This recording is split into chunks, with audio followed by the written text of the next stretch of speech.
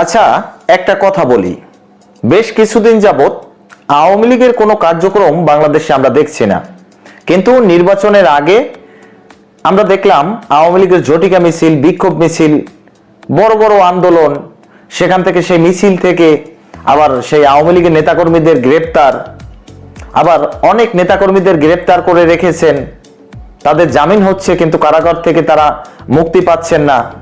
কিন্তু বর্তমান সময় বিষয়গুলো কেমন জানি একটু উল্টে পাল্টে যাচ্ছে। নির্বাচনের পর থেকে আওয়ামী লীগের সকল কার্যক্রম বন্ধ করে দিল সরকার, সংসদে বিল উত্থাপিত করে। ডক্টর মোহাম্মদ ইউনূস যেটা অধ্যাদেশের মাধ্যমে বাতিল করেছিলেন আওয়ামী লীগের সমস্ত কার্যক্রম, সেই কার্যক্রমকে সরকার ক্ষমতায় যারাই আছেন এবং সরকারের বিরোধী দলে যারাই আছেন, উভয় দলের সহযোগিতায় সংসদে বিল আকারে সেটাকে পাশ করে নিলেন। কিন্তু হঠাৎ করে কি দেখলাম আমরা?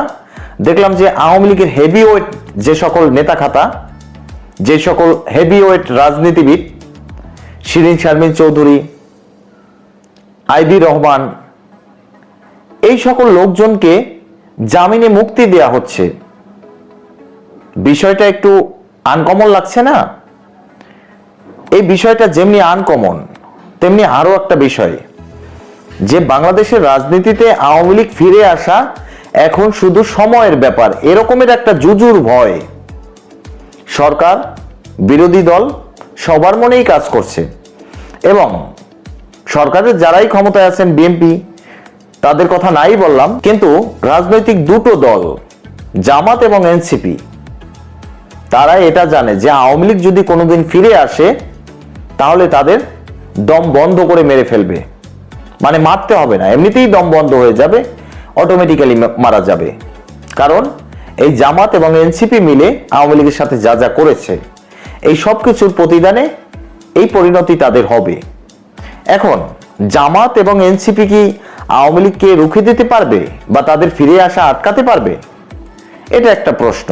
তেমনি অপর আরেকটি প্রশ্ন, যে আওয়ামী লীগকে রোখার জন্য এরা কি কি প্ল্যান পরিকল্পনা করছে।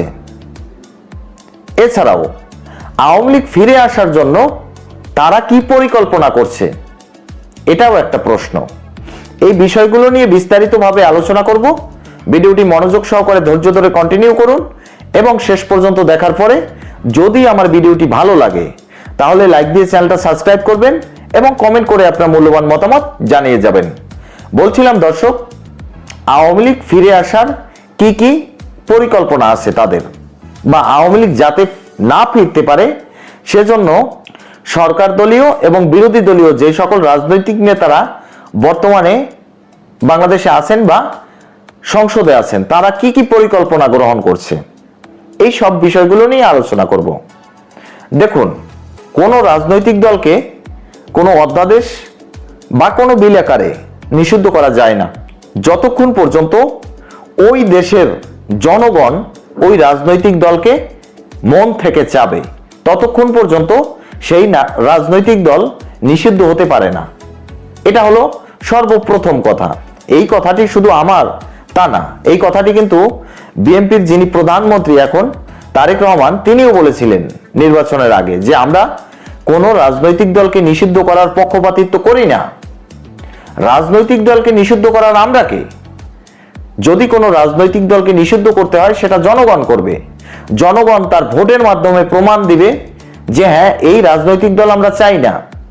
যদি এমনটাই হতো তাহলে ইনক্লুডিং আওয়ামী লীগ এক্সক্লুসিভ নির্বাচন, যেটা ভারত সব সময় চায়, সেটা যদি করত তাহলে দেখা যেত যদি 300 আসনের ভিতরে আওয়ামী লীগ একটা সিটও না পেত, তাহলে আমরা বুঝতাম যে এই দেশের জনগণ আওয়ামী লীগকে চায় না, যার ফলে আওয়ামী লীগ অটোমেটিক্যালি নিষিদ্ধ হয়ে যেত বা আওয়ামী লীগের অস্তিত্ব বিলীন হয়ে যেত। কিন্তু আসলে কি তাই হয়েছে? আসলে সেরকমটা হয়নি, হয়েছে তার উল্টোটা। বরং আওয়ামী লীগের পতনের পরে জামাত এবং এনসিপি মিলে যেই ধরনের মব সন্ত্রাসী রাজত্ব সৃষ্টি করেছে, মানুষের জীবনের নিরাপত্তা ছিনিয়ে নিয়েছে, ধর্ষণ প্রতিনিয়ত দ্বিগুণ আকারে বৃদ্ধি পেয়েছে, কারো কোনো জবাবদেহিতে নাই, প্রশাসন ভঙ্গুর হয়ে গেছে, ঠিক এই মুহূর্তে জনগণ আওয়ামী লীগ কি সেফ জোন মনে করছে? এতে আওয়ামী লীগের মানে গুণ কোথায় আর বিএনপির দোষ কোথায়, এই জিনিসটা আমি খুঁজে পাচ্ছি না। বিষয়টি একটু ভালোভাবে চিন্তা করুন যে আওয়ামী লীগের পতনের পরে দেশ কি বিএনপি সরকারের এখন বর্তমানে যারাই সরকার ক্ষমতায় আছেন, পররাষ্ট্রমন্ত্রী আছেন, আইনমন্ত্রী আছেন, তাদের কারো হাতে ছিল না? মোটেই না।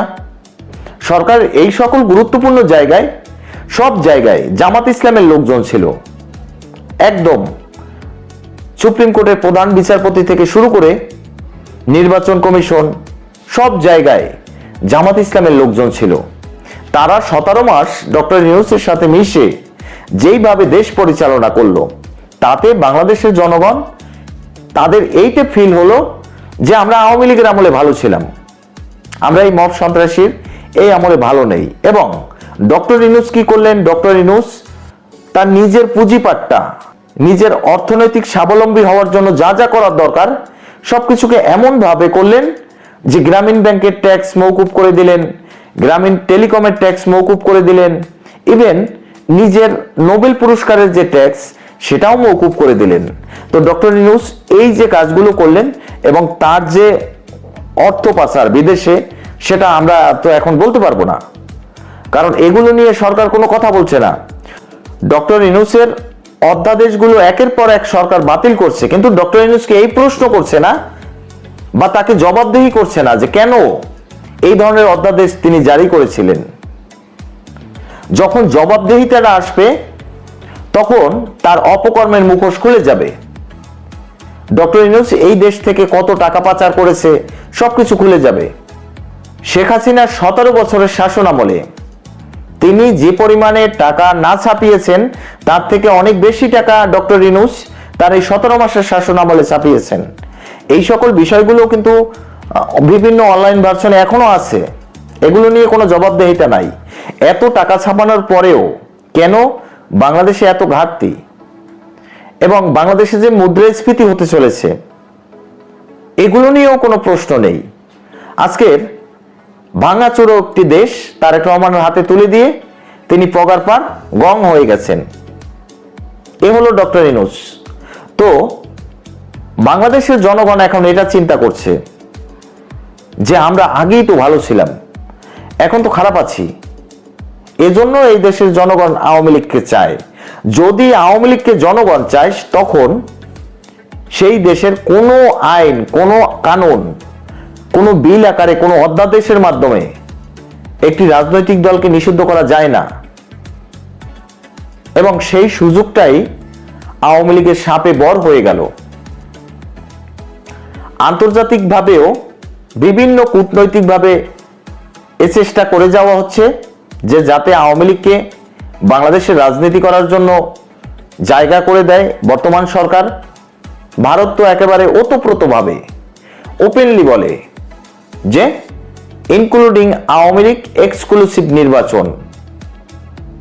তো এখন বর্তমান সময় মধ্যপ্রাচ্যের এই যুদ্ধের ফলে বাংলাদেশের টালমাটাল অর্থনীতিতে 3 মাসের তেল আছে। 3 মাস পরে বাংলাদেশ যদি তেল আমদানি না করতে পারে অন্ধকারে ডুবে যাবে দেশ। তখন এই দেশের ক্ষমতায় যিনিই আছেন প্রধানমন্ত্রী তারেক রহমান, তাকে কোনো না কোনো দেশের হাত ধরে নেগোসিয়েশন করতে হবে। সেই দেশটি কে? সেই দেশটি নিঃসন্দেহে ভারত। ভারতের সাথে যখনই আপনি নেগোসিয়েশন করতে যাবেন তখন শেখ হাসিনা প্রসঙ্গ আসবে, আওয়ামী লীগ প্রসঙ্গ আসবে এবং নেগোসিয়েশন করার জন্য আওয়ামী লীগের হেভিওয়েট এই সকল নেতাদের এখন জামিনে মুক্তি দেওয়া হচ্ছে। এটা হলো মূল বিষয়। আওয়ামী লীগ তাদের পরিকল্পনা গ্রহণ করে রেখেছে, বিএনপি তথা জামাত ইসলাম এনসিপি তারাও আটকানোর চেষ্টা করছে। কিন্তু প্রকৃতি এমন একটা জিনিস যে প্রকৃতি কাউকে ছেড়ে দেয় না, এই কথাটি মাথায় রাখবেন। যেমনি শেখ হাসিনার শাসন আমলের তিনি যত উন্নয়ন করেছেন বাংলাদেশে, সবকিছুকে ছাপিয়ে তিনি জনগণের ভোট অধিকার হরণ করেছিলেন। তারই মাসুল দিতে গিয়ে তাকে দেশ ছেড়ে পালিয়ে যেতে হয়েছে। এখন আওয়ামী লীগের মনে করেন 30%, 40% যে ভোটাররাই আছে, যদি আওয়ামী লীগ ছাড়া এই নির্বাচন হলো, সেই ভোটারদের ভোট হরণ করা হলো, তাদের ভোটাধিকার হরণ করা হলো, তাহলে প্রকৃতি থেকে এই ধরনের বিপর্যয় বা দুর্যোগ নেমে আসে, যেটা বাংলাদেশে এখন বর্তমান সময় চলছে। যাই হোক দর্শক, যা কিছুই হোক, সবকিছু নিয়ে আমি থাকবো আপনাদের সাথে। আজকের এই পর্যন্তই শেষ করছি। পরবর্তীতে নতুন কোনো ভিডিও নিয়ে আসবো। সেই পর্যন্ত ভালো থাকুন, সুস্থ থাকুন। আল্লাহ হাফেজ।